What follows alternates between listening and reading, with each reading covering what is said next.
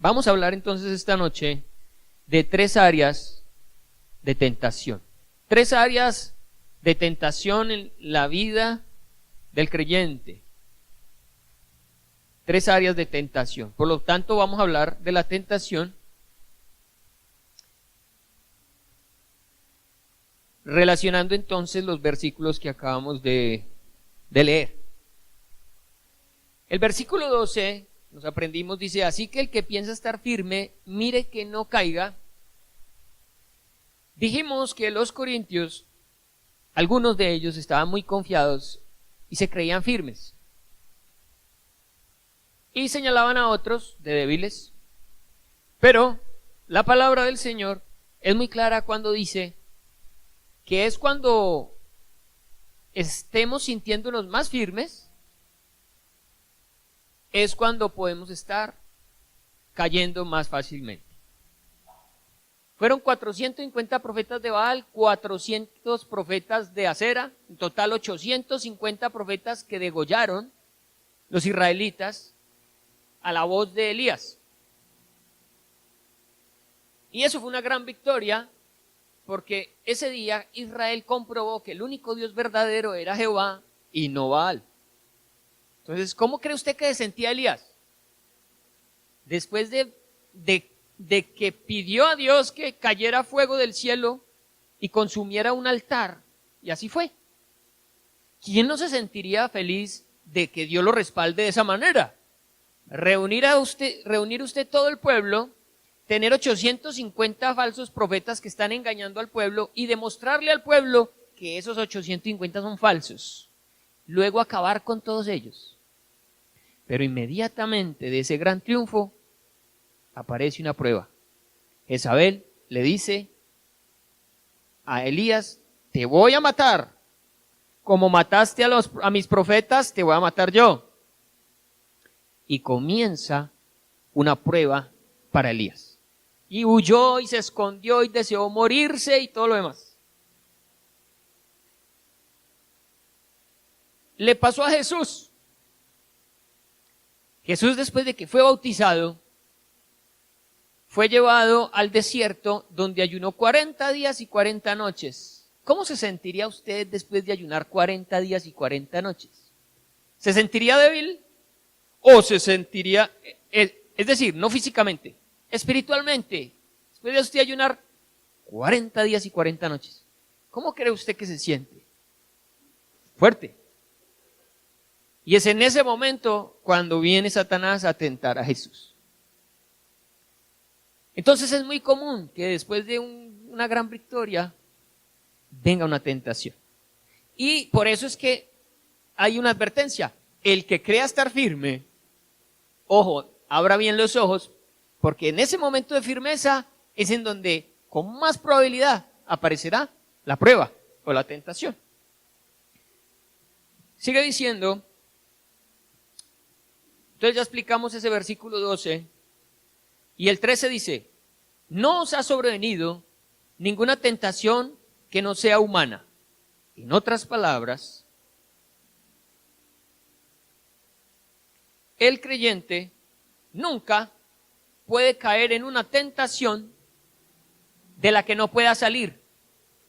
Nunca el creyente caerá en una tentación de la que no pueda salir. Siempre, para cada tentación, el Señor dará la salida. De ahí que no le queda bien a un creyente decir que se resbaló, que no pudo, que le quedó grande. Estaría mintiendo con la palabra. Pues dice el Señor que no nos ha sobrevenido ninguna tentación que no sea humana, es decir, algo que usted como hijo de Dios y en la carne no pueda soportar. No es una tentación extraterrestre, no es una cosa que... No, es algo que como ser humano a usted le puede pasar como a cualquiera. También significa eso, significa que las tentaciones que una persona vive son exactamente iguales a las que vive otra. Todos somos tentados, todos. Pero significa también que no habrá tentación de la que usted no pueda salir. Nunca se excuse diciendo, es que no puedo, es que no soy capaz, esto me quedó grande. No, porque estaríamos mintiendo a la palabra. Pues dice, no os ha sobrevenido ninguna tentación que no sea humana. Y hay una promesa, pero fiel es Dios, que no os dejará ser tentado más de lo que podéis resistir, sino que dará también juntamente con la tentación la salida para que podáis soportar. Y cuando dice salida, uno siempre relaciona la salida con una puerta. Y ojo, porque no significa que usted está viviendo una prueba o una tentación y sea tan sencillo como ver la puerta y salir. Cuando usted sale de un lugar, usted ya no tiene contacto con ese lugar. Pero con la tentación no es así. Miren que el texto no dice que juntamente con la tentación la salida para que podáis salir. No. Dice para que podáis soportar. Toda prueba y toda tentación debe ser soportada. No terminará hasta que se acabe. Usted no puede provocar el fin de la prueba ni de la tentación, eso no está en su poder. A usted le corresponde aguantarse hasta el final. Esa es la labor del cristiano. No busque hacerle el quite. No hay forma además. Muchos hombres lo han intentado, se han metido a conventos. ¿Han visto? Se han encerrado en monasterios. Se han flagelado. Aguantan hambre. Hacen votos de pobreza. Hacen votos de silencio. Pero por más que intentan o buscan evitar la tentación, jamás lograrán evitarla. Desde que estemos en este cuerpo, la tentación y la prueba estarán con nosotros. Por lo tanto, no busque salir de ella, busque soportarla. La tentación, las pruebas, hay que soportarlas. ¿Amén? Bien, yo he mencionado dos palabritas, tentación y prueba. Padre Santo. Una bomba con un chicle, no muy duro. La palabra que se usa en el griego para hablar de tentación y prueba es peirazo o peirazó, no estoy seguro. Peirazo, con Z. P, de papá. Peirazo. Significa poner a prueba. También se usa peirasmo. Peirasmo. Puede ser peirazo o peirasmo, que significa probar. Y esa palabra es neutra. Es neutra. ¿Qué significa que sea neutra? Pues que puede ser en algún momento ser tenida como prueba o en otro momento ser tenida como tentación. ¿Qué diferencia entonces hay entre prueba y tentación? La raíz, la palabra y la raíz que se usan en el griego es la misma, pero el contexto la define. ¿Cuándo es una prueba? ¿Cuándo es una tentación? Coja cualquier circunstancia de su vida. Cualquier circunstancia de su vida trae aflicción, trae un momento difícil. Pero dependiendo de la forma en que usted la afronte, puede ser convertirse en una prueba o puede convertirse en una tentación. Básicamente, aunque la palabra es neutra, la respuesta nuestra es la que hace la diferencia. Yo puedo hacer que ese problema, esa dificultad que estoy viviendo sea una prueba, la viva como una prueba. O puedo hacer que se convierta en una tentación. Otra cosa, en la prueba está relacionado Dios. En la tentación está relacionado Satanás.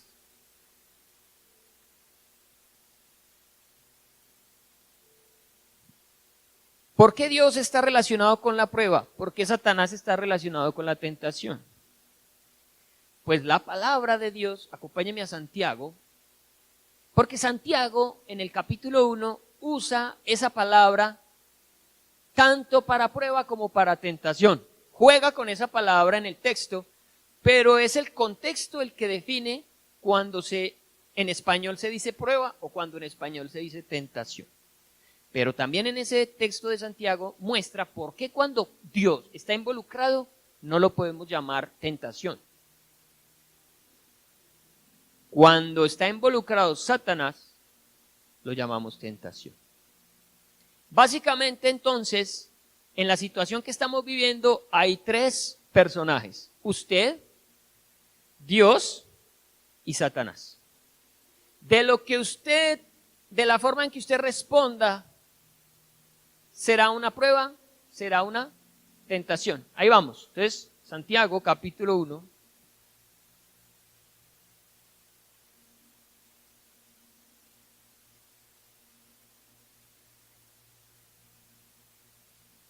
Versículo 2, dice: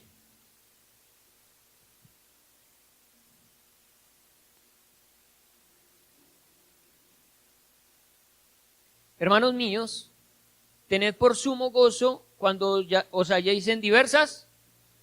Si usted va al original, va a encontrar ahí peirasmos. Pero ¿por qué el texto lo muestra como prueba? Por el resultado que tiene. Cuando Dios está de por medio, el resultado de la prueba es bendición. Dice: hermanos míos, tened por sumo gozo cuando os halléis en diversas pruebas, sabiendo que la prueba de vuestra fe produce paciencia. ¿La paciencia es algo bueno o algo malo? Es algo bueno. Y la paciencia también produce, dice, mas tenga la paciencia su obra completa, para que seáis perfectos y cabales, sin que os falte cosa alguna. Cuando usted esté viviendo una situación difícil, el apóstol Pablo dice, si usted se goza, el apóstol Santiago dice, si usted se goza en esa prueba, de esa prueba sacará un provecho. Aumentará su paciencia. Cuando aumente su paciencia, usted también va a recibir tres cosas. Usted va a ser perfecto, cabal, sin que le falte cosa alguna. Ahí está entonces el término como prueba. Y en donde Dios permite la prueba, porque está interesado en llevarnos a otro nivel.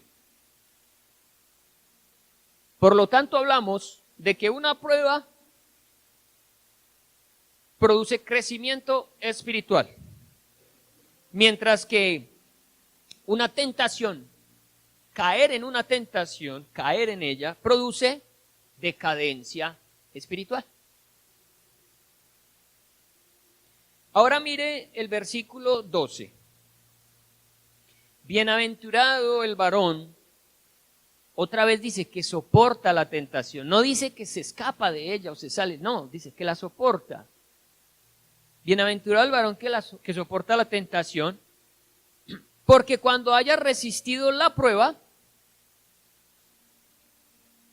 ahí notan ustedes cómo se usan las dos palabras, tentación y prueba en un solo versículo.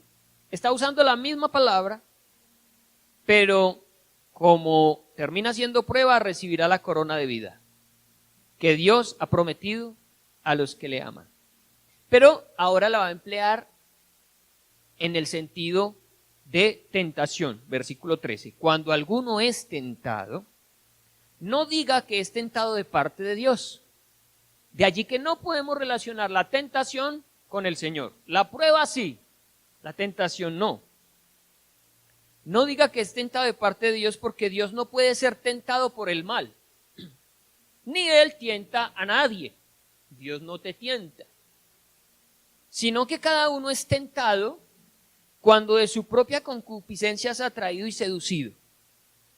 Entonces la concupiscencia, después que ha concebido, da a luz el pecado, y el pecado siendo consumado, da a luz la muerte. En ese caso, la persona decidió no vivir el momento difícil como una prueba, sino que cayó en la tentación y recibe entonces el castigo que trae caer en la tentación. cae en pecado y el pecado da a luz la muerte. Bien. Teniendo entonces este panorama hasta aquí entendido, miremos las tres áreas de tentación. El Antiguo Testamento las menciona y de la misma manera el Nuevo Testamento. Vamos a encontrar esas tres áreas muy bien definidas, en el Antiguo y en el Nuevo Testamento. Debemos recordar que dependiendo de nuestra respuesta, esa situación puede ser una prueba que me lleva a crecer espiritualmente o caer en la tentación que me lleva a caer espiritualmente. Acompáñeme a Génesis 3:6.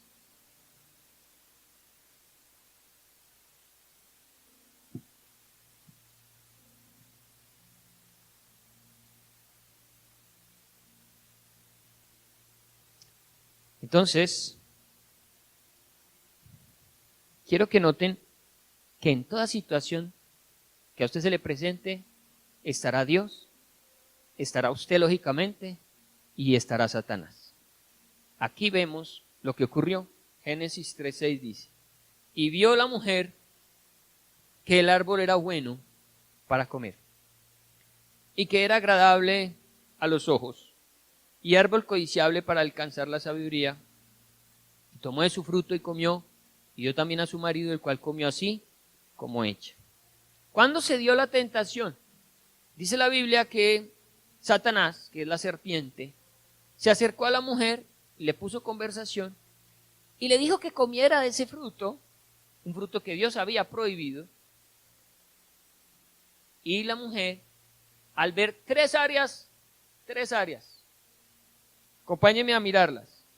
¿Qué era el árbol? El fruto era bueno para comer. Primera área, bueno para comer. Segunda área, agradable a los ojos. Tercera, codiciable para alcanzar sabiduría. Bueno para comer significa toda necesidad física que usted tiene. ¿Usted ha sido probado en alguna de esas necesidades físicas? Ejemplo, comer. ¿Cuánto les da mal genio cuando no comen, cuando no les dan el almuerzo rápido? Uno con la sola hambre tiene para que le dé un mal genio el macho y termine agrediendo a alguien, peleando con alguien, tirando el plato. Yo me acuerdo de pequeñito hacer esa pataleta, dejar la comida y salir y cerrar la puerta y tirarla duro para que se dieran cuenta mis papás que yo estaba bravo. Entonces, toda área física que usted tiene puede ser usada por Dios para probarlo a usted. Y también puede ser usada por Satanás para tentarlo. Esa es la primera área que estamos viendo, el área física. La segunda dice, agradable a los ojos. Y aunque los ojos son físicos, no está hablando de lo que uno ve con los ojos. Es decir, la pornografía, las cosas que uno ve con los ojos, son deseos de la carne, están más bien en la primera, ¿listo? Somos tentados en la primera. Pero aquí está hablando del alma, de los ojos del alma. Dice la palabra que la lámpara del cuerpo es el ojo. Y que si nuestro ojo está sano, la luz que estará dentro es sana, es buena. Pero si nuestro ojo está malo, adentro no va a haber luz sino tinieblas. 40 días y 40 noches. Se lo lleva específicamente a ser tentado, a ser probado. Y comienza la historia. Y después de haber ayunado 40 días y 40 noches, ¿qué tuvo? Hambre. Los deseos de la carne. Los deseos de la carne. ¿Cómo será el hambre de 40 días y 40 noches? Dice uno, pues que era Jesús. dice la palabra que él fue tentado en todo en una roca. No alimentó a un profeta con carne que le traía un cuervo. ¿De usted sí se olvidó? ¿Cuántos han escuchado eso en el corazón? Cuando en medio de una situación difícil dicen, como que Dios se olvidó de mí. Y ahí es cuando caemos en la tentación de no esperar la respuesta de Dios, sino que nosotros vamos y actuamos y hacemos de acuerdo a cómo nos parece. El Salmo 37, el salmista David está rodeado de una cantidad de enemigos. ¿Cuántos de nosotros hemos deseado que esos enemigos desaparezcan? Que no me la monte más, que no me la friegue más. Ya hasta hemos planeado que parezca un accidente, mojuera. Y David era un rey, tenía ejército. No era sino dar una orden. Y listo, le hacían la vuelta. Pero el texto dice, no te apresures a hacer lo malo. Confía en Jehová y haz el bien. Y habitarás en la tierra y te deleitarás de la verdad. El Señor nos pide confiar en Él, no tomar la venganza por nuestras manos. ¿Cuántos nos hemos sentido tentados cuando nos han dado papaya de cobrárnosla toda? Y ahí es cuando el Señor dice, no lo hagas, la venganza es mía. No hagas el mal, no te excites en manera alguna a hacer lo malo, le dice el Señor ahí a David en ese salmo. Tú no tienes por qué ensuciarte las manos, tú solamente vas a confiar en mí, yo voy a pagar a cada cual lo que le tenga que pagar. Pero ¿cuántas veces, teniendo la oportunidad, lo hemos hecho nosotros? Nos hemos vengado, hemos tomado ocasión para vengarnos, para hablar mal, para sacarnos el clavo. Ahí está esa tentación, iglesia. Ahí está. ¿Qué espera el Señor? Que usted pacientemente espere la provisión de Dios. ¿Cuántos de nosotros, desesperados por un dinero, hemos hecho locuras? Hasta robado quizás, hasta chanchullos.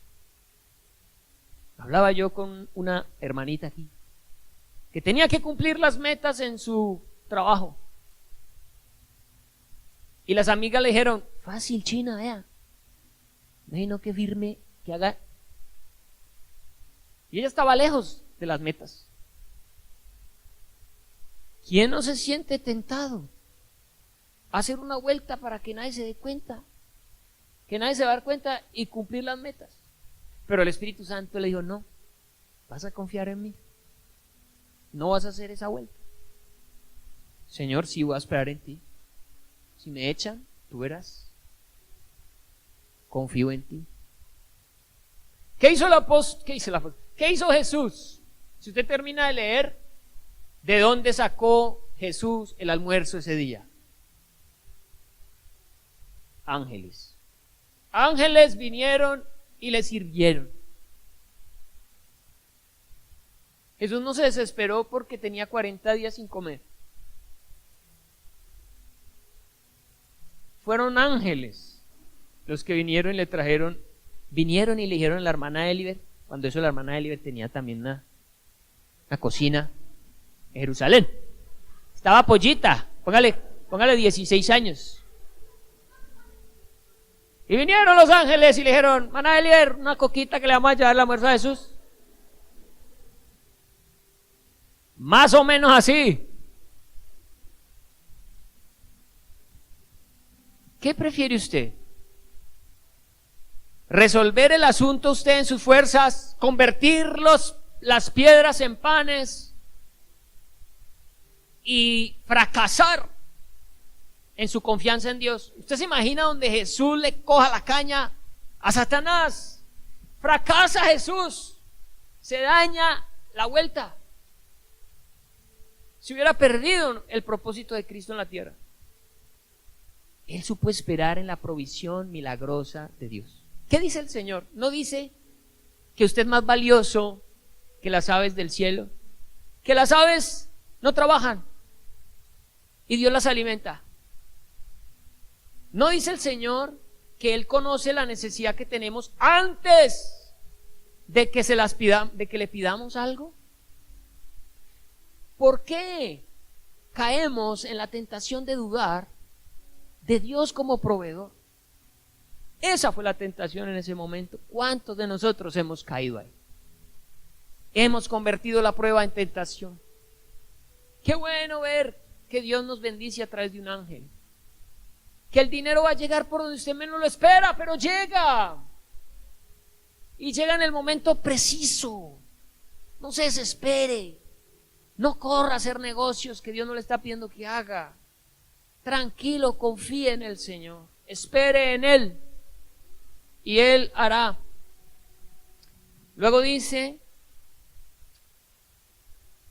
Él respondió y dijo, Jesús, escrito está, no solo de pan vivirá el hombre, sino de toda palabra que sale de la boca de Dios.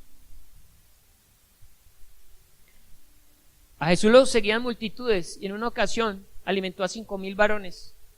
Y cuando vinieron a pedirle más, Jesús los despachó. Ellos se fueron. Jesús se volteó y les dijo a sus discípulos, si ustedes también se quieren ir, váyanse. Pero Pedro había recibido una revelación de Dios. Y Pedro le dijo, Señor, ¿y a quién iremos? Pero ojo, no le dijo, Señor, ¿y a dónde iremos si solo tú sacas mercado de donde no hay? Porque ellos comían era de lo que Jesús conseguía. Pero qué tremendo lo que entendió Pedro. Pedro dijo, Señor, ¿y a quién iremos? Solo tú tienes palabras de vida eterna. Y el contexto era de pan, de alimento físico. Cuán importante es la palabra de Dios, que es capaz de sostenernos por encima del alimento físico. Así que usa la palabra. Otra aplicación, usa la palabra. ¿Qué usó Jesús? La palabra. No, Señor, porque no solo de pan vive el hombre. Y Jesús lo demostró en el camino. En una ocasión no había almorzado y los discípulos también vinieron donde la hermana Eliber y le llevaron el almuerzo. Y cuando llegaron, Jesús ya no tenía hambre y le dijeron, Señor, pero ¿quién te dio de comer?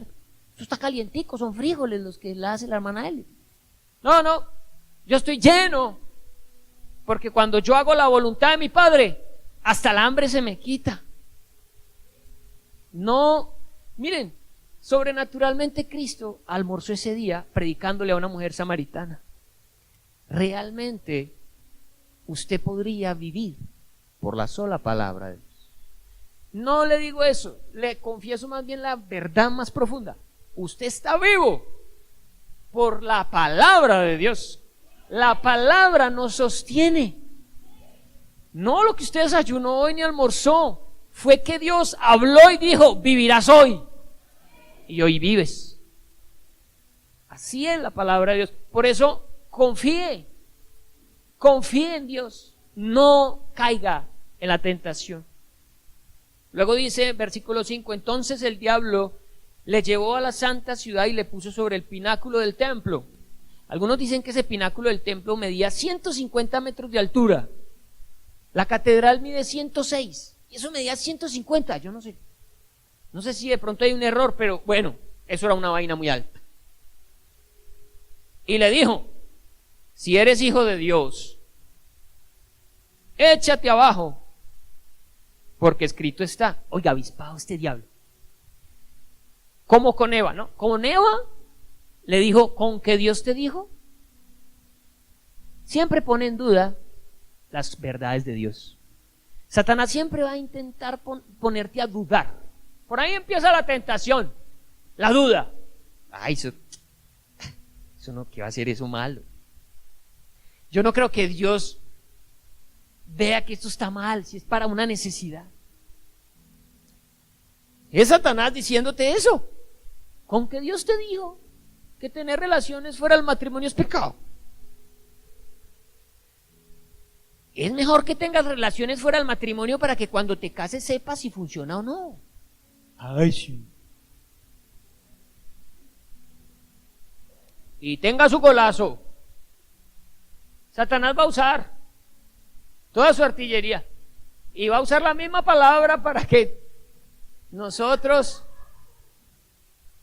caigamos.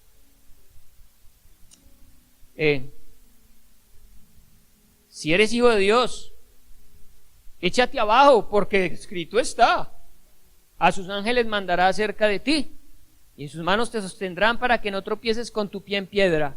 Salmo 91:11 y Salmo 91:12. El diablo le sabe la Biblia. Se la sabe más que usted y que yo. Ese diablo tan fregado. Y cuando la necesita, la usa.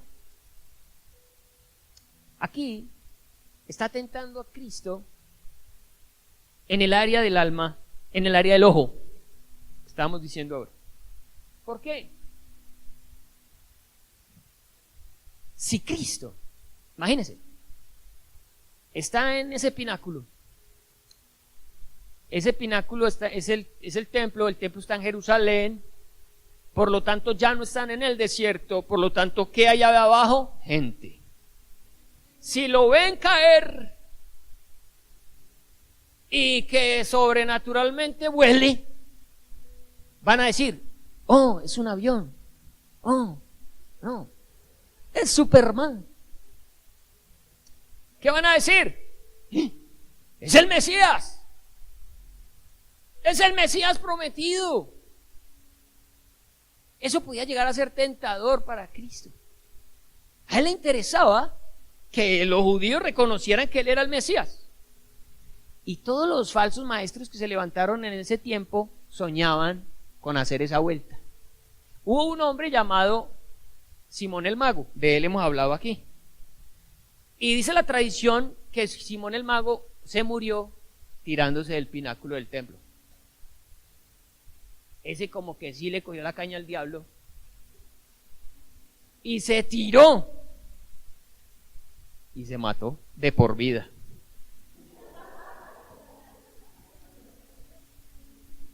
Que, mire, los ojos esperan ver cosas sobrenaturales, señales. Si las señales fueran el medio para creer, Israel hubiera creído con todas las señales que vieron en el desierto: una columna de nube, una de fuego, maná que cae del cielo, una peña que echa agua. Habían señales sobrenaturales. ¿Y cómo eran ellos? Incrédulos, duros, desobedientes. Las señales jamás son el medio para la fe. ¿Sabe? Una vez uno de sus discípulos, incrédulo, llamado Tomás, ¿qué dijo? Hasta que no vea, no creeré. Esa es la clase de tentación que busca el ojo. Y Jesús, sabiendo la necesidad que tenía, se le presentó y le dijo: mira, ¿no has creído por las palabras de estos? Bueno, aquí estoy, mira, tócame. Y metió el dedo en la llaga. ¿Y qué dijo Jesús? Porque viste, creíste. ¿Eso qué gracia? Bienaventurados los que no vieron y creyeron. Hay más bienaventuranza cuando usted no necesita una señal para creer en la verdad de Dios. Cuando a usted le basta la sola palabra de Dios. Si las señales fueran tan necesarias, toda esa multitud que siguió a Jesucristo lo hubieran acompañado hasta la cruz. Porque esa gente no hizo sino ver que levantaban muertos, que multiplicaban peces y panes, que sanaban cojos. ¿Sí o no? ¿Lo vieron o no? Por todas partes. Señales. Es más, Jesús ya les advirtió y les dijo: cuidado, porque al final de los tiempos vendrán muchos falsos maestros y falsos cristos. ¿Y harán qué? Señales. De manera que un corazón maligno pide señales. Jesús dijo: esta generación es maligna, es perversa, señal piden y señal no les será dada, porque la señal más grande como era la de Jonás, una mayor señal que la de Jonás es esta. Dijo Cristo, que yo esté en medio de ustedes. Y aún así, no creen. Tentación allí. ¿Cuántos de nosotros nos hemos atrevido a tentar al Señor? Porque esa es la respuesta.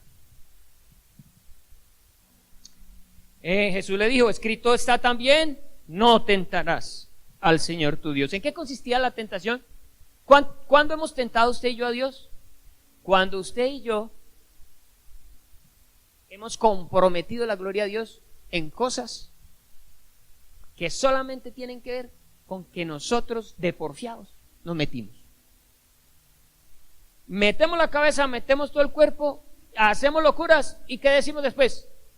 Que Dios me ayude, que Dios me salve. Dios no te pidió que lo hicieras. Ahora, ¿por qué lo estás metiendo a Él en la vuelta? Jesús no iba a comprometer al Padre que lo recogiera. Una vez más, no era algo que el Padre le estaba pidiendo que hiciera. Jesús podía pensar, yo sé que el Padre no me va a dejar morir, pero cuando yo me tire y tenga que mandar a sus ángeles y me rescate, el solo hecho de yo haber tentado al Padre, haberlo hecho mover algo por mi deseo personal, ya habrá sido pecado porque dejé de confiar en su voluntad y tomé mi propia voluntad. Jesús no se movía si no era voluntad del Padre. Y en esa noche dijo, Padre, no se haga mi voluntad sino la tuya. Y siempre decía, yo no vine a hacer mi voluntad, yo vine a hacer la voluntad de mi Padre. Las palabras que yo hablo no son mías, son las de mi Padre. Él no movía un dedo sin que su Padre le dijera, y era respaldado por el Padre porque era lo que el Padre le decía. Pero ¿cuántas veces usted y yo, por cristianos, por hijos de Dios, nos hemos metido tontamente en problemas y después queremos que Dios resuelva el asunto? Y después, ¿quién es el culpable? Dios termina siendo el culpable. ¿No se acuerdan que Adán llega al Señor y dice, Adán, ¿y por qué comiste? Señor, usted fue el que la embarró. La mujer que me diste, ella fue. Entonces Dios termina ahora debiéndole a Adán. ¿Y cuántos de nosotros le hemos dicho así al Señor? Señor, ¿para qué me diste esto? ¿Para qué me diste esta vida? ¿Para qué me casé? ¿Para qué compré esta casa? ¿Para qué me metí en este trabajo? Y Dios siempre termina llevando el bulto. ¿Para qué no estudié? ¿O por qué estudié esta carrera? Cualquier cosa.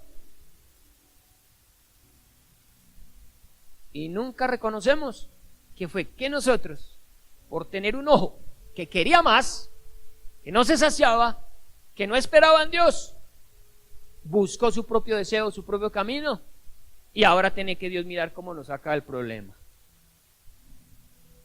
Dios nunca es infiel. Siempre la gente viene y le dice, pastor, ¿será que es que Dios, mire, esa palabra conmigo no se cumple? ¿Está diciendo que Dios es mentiroso? Si no se cumplen ustedes porque usted es un desobediente. La culpa no es de la palabra no miente, el mentiroso es usted. Si la palabra no se está cumpliendo en usted, revísese usted. Otra vez le llevó el diablo a un monte muy alto y le mostró todos los reinos del mundo y la gloria de ellos. ¿Quién sabe qué monte era ese? Porque desde ese monte se podía ver todos los reinos del mundo. Y yo creo que vio los pasados, los presentes y los futuros. Todo vio Jesús ahí, en esa tercera tentación. Y le dijo, todo esto te daré si postrado me adorares. Entonces Jesús le dijo, vete, Satanás, porque escrito está, al Señor tu Dios adorarás y a Él solo servirás.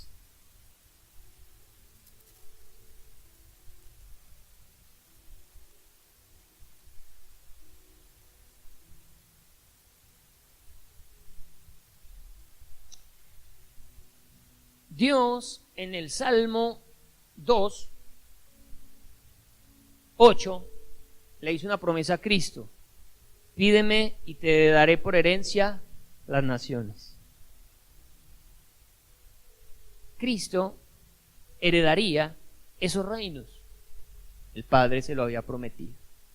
Solamente que no era el tiempo. Había que esperar. Le dijo el Padre: tú vas a esperar hasta que todos tus enemigos estén por estrado de tus pies. Tú vas a gobernar todo el universo. Pero por ahora no. Tienes que vivir todo este proceso. El Señor, ¿qué te ha dicho? Todavía no, espérate. Tú quieres lograr esto, alcanzar esto, cumplir estos sueños. La vanagloria de la vida es el tercer punto. Y muchos sabemos que nadie se hace rico de la noche a la mañana.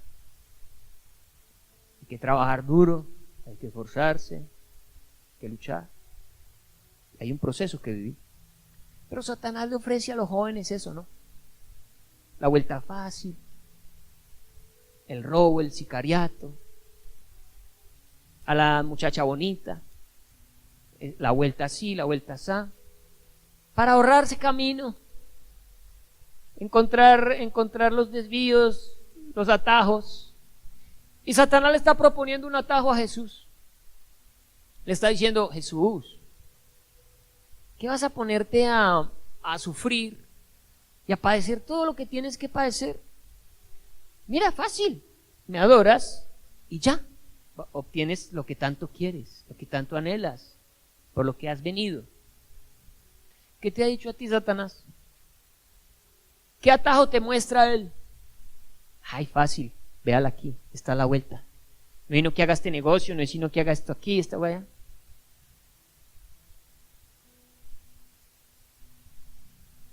Satanás es como, o más bien el producto que ofrece Satanás es chino. Lo chino es bueno, no todo, hay cosas finas, pero en términos generales, la idea que todos tenemos de lo chino, si me está oyendo un chino me perdona, pero por lo general, ¿sí o no? ¿Cómo es lo chino? Barato y ordinario, ¿sí o no? Lo que Satanás da, también es un dicho muy famoso: lo barato sale caro. Esa arrodilladita tan fácil, ¿qué le iría a costar a Cristo? Por Dios bendito, ¿cuánto costaba esa arrodillada? Su gloria de rodillas, la gloria de Satanás. Su salvación y la mía comprometida por una arrodilladita.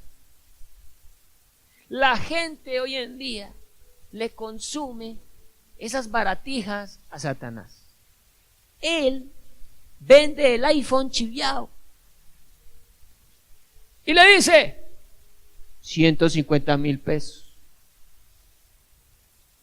con todas las funciones, usted lo paga. ¿Qué pasó? Pero no era un iPhone, era un Samsung Note 4. Y el que me tumbó fue mi hermano. Me encantó ese celular grande, una pantalla espectacular. Eso sí, la pantalla descrestadora, todo. Me duró 3 meses ese horrendo celular. Costaba como 1.600.000, pero en esa versión china, 350,000 pesos. Y así es Satanás. ¿Sabe con qué le pagamos a Satanás? Con la vida. Es con la vida que usted le paga a Satanás esos regalos, esas vueltas breves, esos caminos, esos desvíos. Satanás le va a pedir su vida. Claro, pero usted dice: pero ¿cuándo yo me voy a poner a hacer toda esa vuelta? Imagínense a Jesús haciendo cuentas. No, arrodillada ya. Necesito toda esa cruz, necesito 2-3 años. Necesito aguantarme a esos 12. A Judas. El llanto de los niños.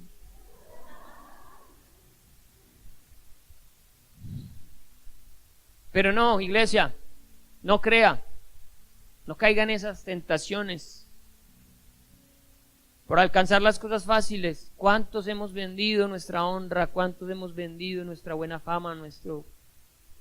Hemos hecho cosas vergonzosas, hemos negociado con cosas innegociables, hemos puesto a la familia en problemas, hemos arriesgado matrimonios, hemos arriesgado todo lo hemos arriesgado por alcanzar la vanagloria de la vida. Imagínense, la vanagloria, y perdemos lo que realmente importa. Lo valioso ya lo perdimos. Negociamos y quedamos con los brazos como Echeverry.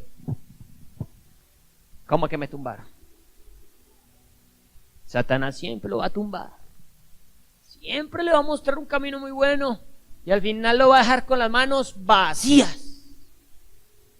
Esos son los 3 niveles de la tentación. Tus necesidades físicas, déjalas en las manos de Dios. Confía que Él te lo va a dar. Él no te va a dejar morir de hambre. Confía en Él. Él no falla. Él no falla. No escuches a Satanás. Segundo, necesitas señales para poder creer. Eres de los que tiene que ver grandes acontecimientos. Déjeme decirle que la gente no se sacia. Y si vio un acontecimiento grande, ahora quiere ver uno mayor.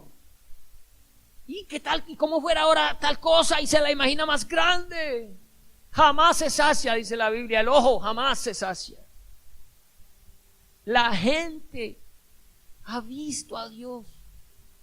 La gente de nuestro tiempo ha visto milagros. ¿Cuántos han sido testigos de sanidades y siguen en el pecado y siguen tan raro? Han visto la gloria de Dios y le dan la espalda a Dios. Déjeme decirle, porque es que no se cree por las señales, sino con el corazón, a través de la fe. Se cree en Jesús. No pidas señales. La señal más grande ya fue dada, fue Cristo. Cree en su palabra, no necesitas más. No estoy diciendo con esto que tú no seas testigo de señales y milagros, pero déjame decirte que ya tu fe no va a depender de eso. Más bien aumenta. A ti eso sí te sirve para que aumente tu fe. Cuando conoces el testimonio de los hermanos, aumenta tu fe. Pero a un no creyente se le olvida. Capaz de que dice, no, eso fue una... ¿Cómo es que usan? ¿Qué palabra es? Cuando ocurre algo así de la noche a la mañana, le dan ¿una qué? Una casualidad. Eso fue, ¿sí o no? La gente le trata de buscar a eso. Para uno es un milagro, porque nuestra fe no lo permite ver así. Para ellos no. Y tercero, la vanagloria de la vida. Todo eso, ese afán con el que la gente lucha, vive lo que quieren alcanzar y están dispuestos a darlo todo, hasta la vida misma, por alcanzar esas cosas. No, todo eso está en Cristo, todo eso está en Dios. Cristo supo esperar y hoy su nombre es sobre todo nombre, está sentado en los lugares celestiales, al lado del trono, en la derecha del trono de Dios, del Padre, y nos heredará a nosotros su reino. Si usted aprende a soportar la prueba, recibirá la corona que el Señor tiene preparado para usted y para mí. Cuando estemos allá y conozcamos su glorioso esplendor, usted va a decir, uy, siquiera yo no negocié nada de esto por ningún producto chino allá en la tierra. Siquiera yo me mantuve, eso sí, vivía ras, pero no importa. Ahora estoy aquí en la gloria. Esto no me lo quita nadie. Pero ¿cuántos han negociado su primogenitura por un plato de lentejas y están viviendo aburridos? Están aburridos con la vida. Amén. Póngase de pie, vamos a orar. Y fiel es el Señor, que no nos dejará ser tentados más allá de lo que podamos soportar. Nos dará la salida. ¿Sabe? Yo me atrevo a decir algo. No, y no me atrevo, lo dice el texto realmente en el original. Cuando habla de la salida, se refiere a una sola salida. ¿Sabe cómo se llama esa salida? Cristo. Cristo es la salida. ¿Por qué? Porque dice la palabra, puesto los ojos en Jesús, el autor y consumador de la fe. Cuando ponemos los ojos en Cristo Jesús, soportamos la prueba. Ora, Jesús lo dijo, oren para que no entren en tentación. Oremos para que la prueba quede como prueba y no se convierta en tentación. El Padre Nuestro, hasta el mismo Jesús ahí nos lo enseña. No nos dejes caer en la tentación y líbranos del mal. Y en el original dice, o hay una palabra que se puede interpretar como, y no nos dejes caer en la tentación y líbranos del maligno. Porque Satanás está ahí contigo, ahí. Él está esperando la oportunidad. Él está ahí. El Señor le preguntó, ¿de dónde vienes? De rodear la tierra. Ay, ¿no has visto a Job? ¿Cómo estaba Job en ese momento a los ojos de Dios? ¿En la mala o en la buena? En la buena. Imagíneselo. Temeroso de Dios, apartado del mal. ¿Cómo es? Varón perfecto. Temeroso de Dios y apartado del mal. El que esté firme, cuide que no caiga. Que crea estar firme.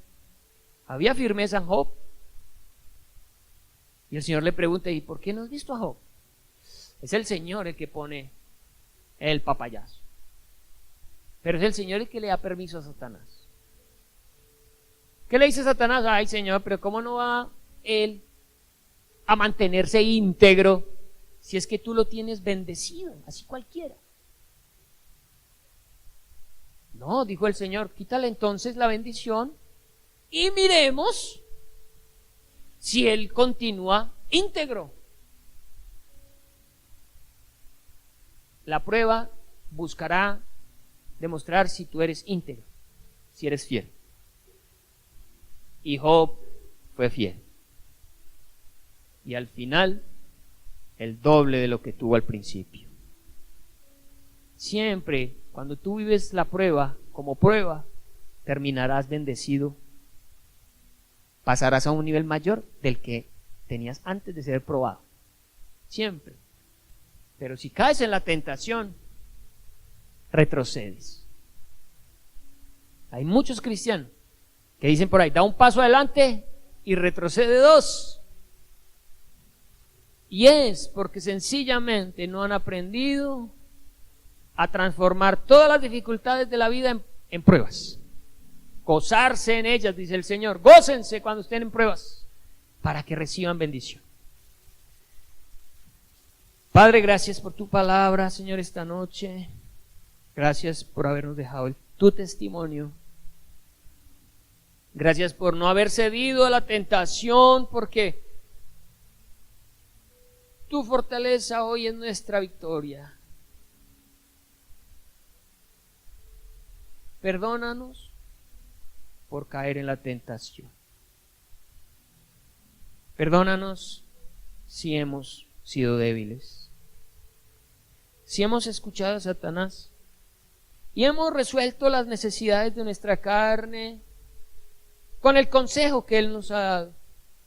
Perdónanos si hemos tenido un corazón duro, que no se conforma con la palabra y que espera señales.